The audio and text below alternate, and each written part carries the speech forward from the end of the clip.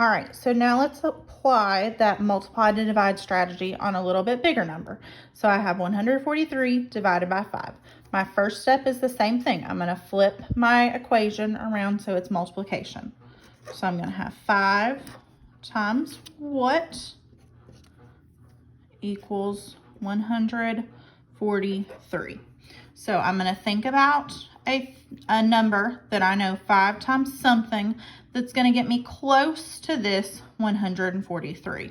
And so when you do this, you may have a different number when you're multiplying, and it may be different than someone else, but as long as you're still working with that 143, that's okay. So I'm going to start with 5 times 10. I know that 5 times 10 equals 50. So same process as before. After I multiply, I'm going to come over and subtract. So I'm going with my 143, and I'm going to subtract out my 50. So start in my ones place, 3 minus 0 is 3.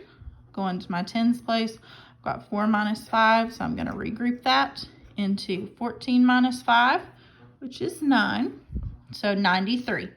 So after I've subtracted, I come back over, I'm going to multiply again. You always start with that same number. So 5 times something that's going to get me close to 93 without going over, I'm going to use 10 again.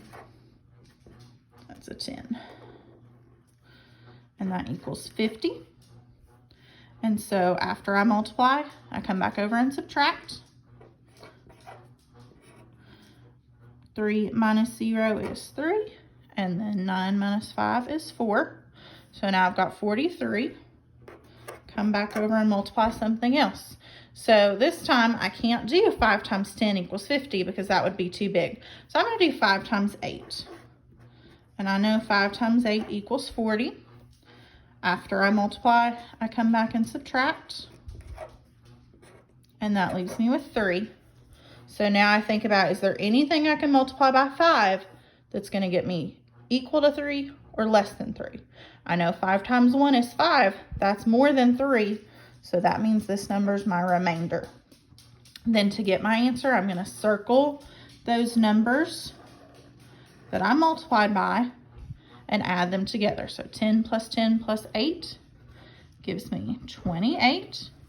And then I've got to get my remainder of 3. So 143 divided by 5 equals 28 with a remainder of 3.